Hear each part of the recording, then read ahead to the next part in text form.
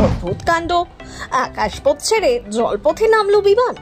অনায়াসে সেই বিমান চালাচ্ছেন চালক, নেই নির্দিষ্ট কোনো পোশাক, কেবলমাত্র মনের জোরেই জলপথে বিমান ছুটিয়ে চলেছেন তিনি। কোথায় ঘটেছে এমন অদ্ভুত ঘটনা?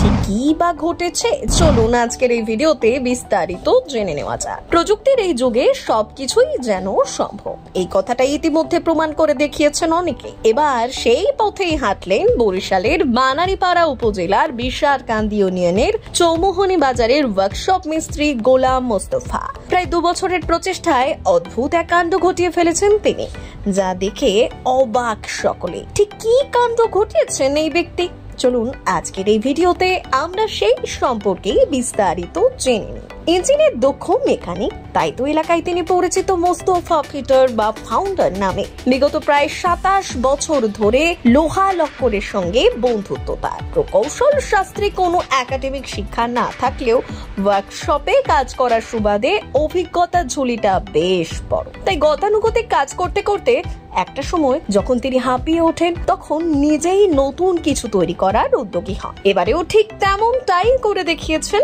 এই ব্যক্তি। আকাশপথ নয়, বরং জলপথেই বিমান ছোটাচ্ছেন তিনি। হ্যাঁ, শুনতে অবাক লাগলেও বাস্তবে এই ঘটনা ঘটিয়ে ফেলেছেন বরিশালের বানারীপাড়া উপজেলার বিশারকান্দি ইউনিয়নের চৌমুহনী বাজারের ওয়ার্কশপ মিস্ত্রি গোলাম মোস্তফা। তার মতে ভিন্নধর্মী এবং সৃষ্টিগুলি মানুষের উপকারে কোনো না কোনো ভাবে লেগে যায়। একসময় তিনি ওয়ার্কশপে কাজ করতেন, তবে এখন চৌমুহনী বাজারে নিজের ওয়ার্কশপ খুলে ফেলেছেন। কাজের চাপ না থাকলেও স্টিল এবং লোহা জাতীয় জিনিস দিয়ে নিজের মতো করে বানিয়ে চলেছেন কিছু না কিছু। কৃষকদের কথা চিন্তা করে তিনি বানিয়েছেন স্টিলের লাঙ্গল, যা দীর্ঘদিন ধারালো থাকবে, আর এতেই সহজেই গভীরভাবে জমি চাষ করা সম্ভব হবে। আবার এই এলাকায় যেহেতু নদী এবং খালটা বেশি, তাই নৌকায় চলাচল করতে হয় সবাই। কিন্তু কাঠের তৈরি অধিকাংশ নৌকা কয়েক বছরের মধ্যেই হয়ে যায় নষ্ট, আর সেই কারণেই তো সম্পূর্ণ লোহার বডি দিয়ে নৌকা তৈরি করেছেন তিনি। আর সেই নৌকা দেখতে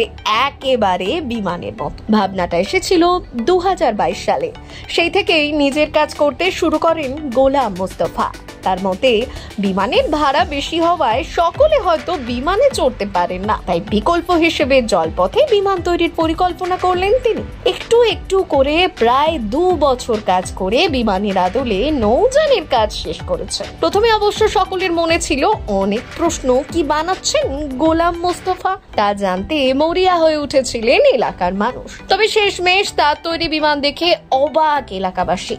জানা যাচ্ছে অদ্ভুত এই বিমান তৈরি করতে প্রায় 70,000 টাকা খরচ হয়েছে। 18 জন যাত্রী নিয়ে 24 ঘন্টা ধরে নৌপথে চলাচলের সক্ষমতা রয়েছে গোলাম মোস্তফার তৈরি এই বিমান নৌকার। মোটর ইঞ্জিন চালিত এই বাহন এখনো পর্যন্ত নিজেই পরিচালনা করছেন তিনি। ব্যুরো রিপোর্ট, প্রথম বাংলা।